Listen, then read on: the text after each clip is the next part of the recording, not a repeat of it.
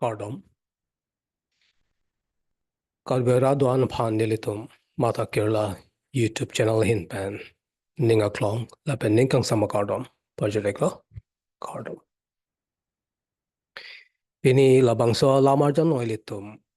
self confidence mate methang phan ningka chethe aputhagle chethaniklo na perthelong jada sai pachunji pulote ilitum ning kachethe donang lang methang phan ning kachethe awi pulote ilitum jada sai ta klem pangchengune claim pusita claim patangune datpo lapen pachuntauni datpo tasi self confidence ke ili tumanutin phanta kinang so ili tumanutin ta pini ake thek do pini ki claim thek ke do lapan ke talent polo lake ili tum mahang ke thek hutpensi chubanik dan lo labang su ake thek ili tum pena na cycle mun perthe long reng tek ke te bonsita ilitum self confidence avelo polote labang so ake theke ilitum longsi alu si du joy po klang khelo tasilitum ki chengsi kengkam ko jo ni ke lalo ilitum self confidence koson si chepa dopo labang lo ilitum chini nei chini chotagal ilitum claim nangje claim lo polote ake chala dopo matha chot sita claim ke det polote ilitum ke ba practically a pc dam thuang ong la CP ni chathani lo nang ilitum self confidence ko son si ke chapa do po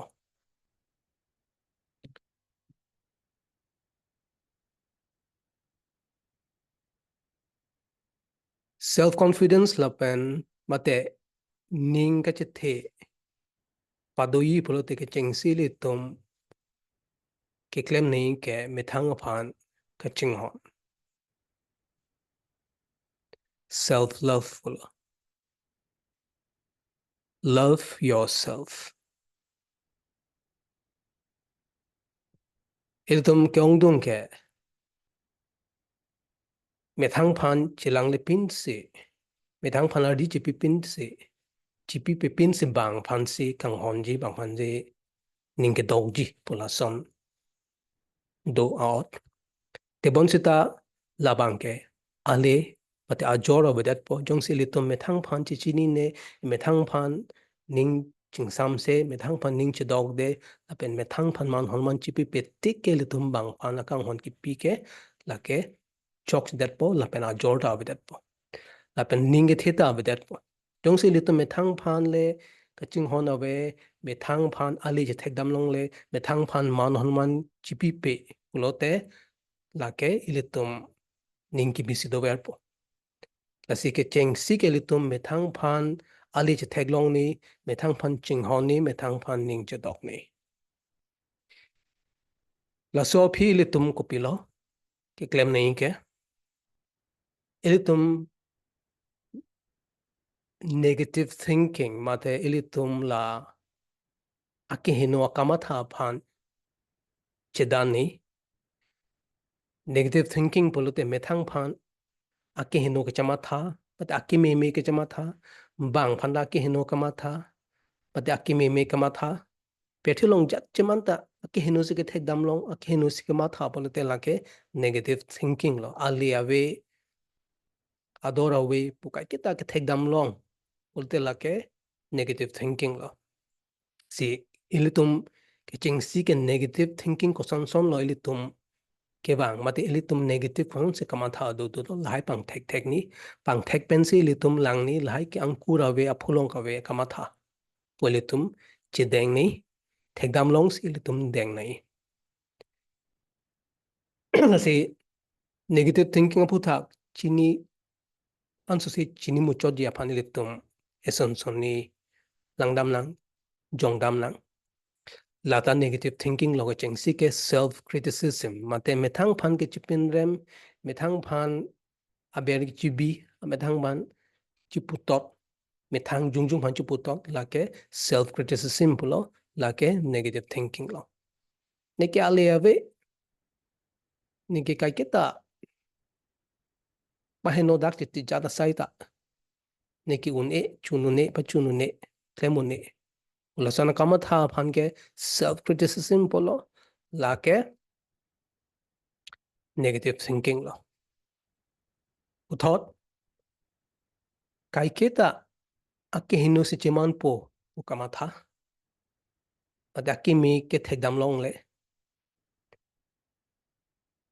ni phanke thangta ake mi chiman milo nege puan vedlo chatta ake mi chiman milo ulasana kama tha kaiketa accounting kama tha kaiketa ake mi thekdam long le dat kama tha lake pessimism polo lake isya negative thinking lo overgeneralization lake isi ekai long pinia khino isi ake hino chaman dalo ampar ke kai ke ta ke hino si chaman ber population thekdam long rong lote lake overgeneralization polo lata negative thinking lo ni laso asat lang fail der laso exam fail der le kai ke ta nege fail ber po population kachama ke negative thinking lo lapen lake overgeneralization polo black and white thinking lake is extreme thinking pine lithupik akamatha angbong kamatha kali kabe non jongsine choklim le pulote lake ne ke phello ne ki un elo jale hin ta choklim lette sai ke pachunen lo mate un elo pulsana kamatha ke extreme thinking mate black and white thinking pulo kali te kali kalang te kalang angbong kamatha ve bolte lake negative thinking lo aso phike banganing kinep dun thap bate kematha dun tap ni chini alang ne phan henopik puse kamatha ne joglo puse kamatha polason bang aning kamatha chongni chokini pu kamatha dun tap la phan ke mind reading polo data isi negative thinking lo lapen bajar subet a hormusi alampen sipathe dut polote lata negative thinking lo lapan ke catastrophizing polo ni jong si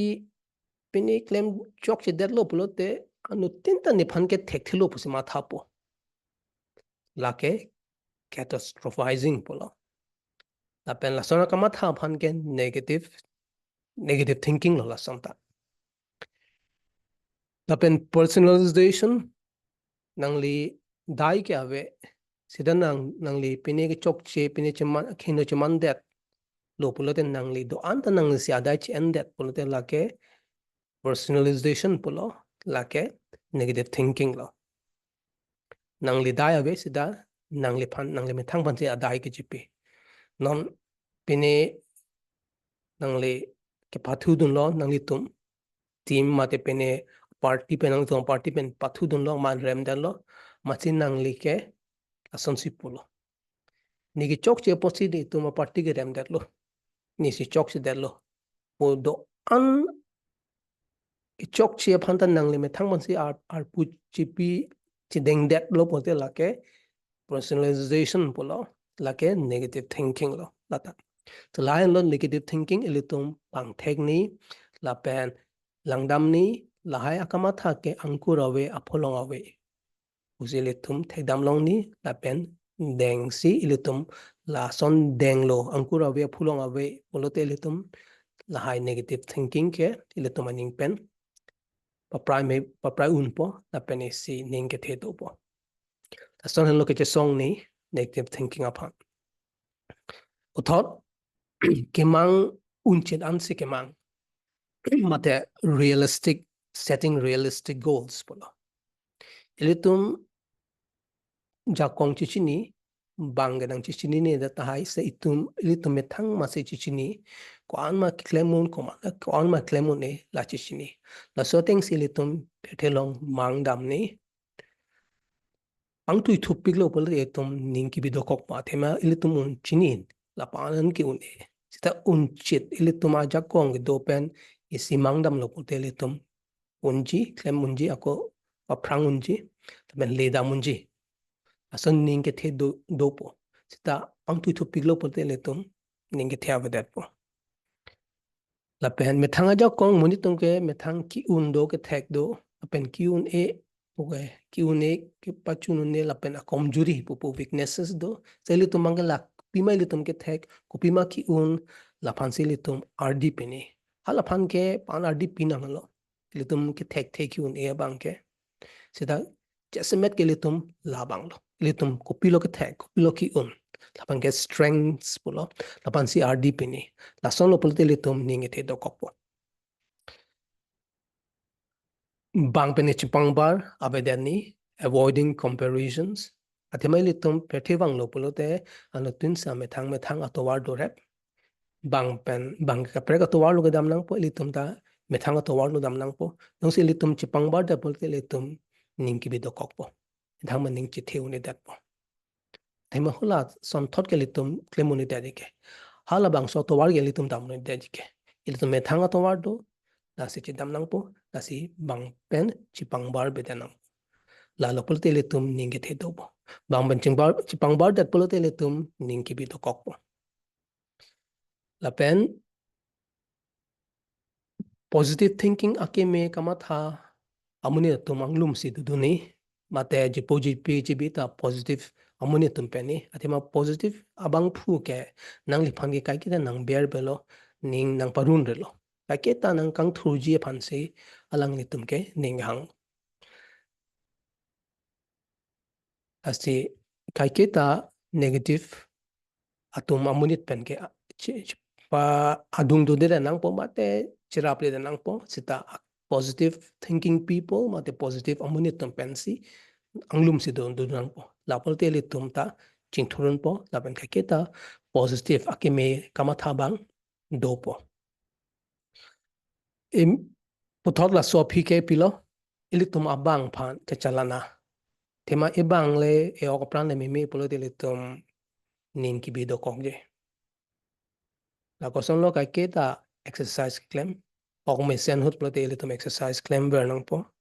la pen ke cho tame seni ke cho polo te me seni polo te le tum kopima ok plan phan ke me la bang lo ador ke so pik la pen kopine e ok plan phan e bang phan pahino de ji por mu bang le tum en edem nang po remri de nang po la pen mek jang long pa me ni mek jang der thu pik mek jang long pa me me der lo pula de la ke e ok plan me der po la lo la pen jut si bang ke le tum chat klementa kai ke ta ning bi do ver lang ning ke thia be der lang polo te le tum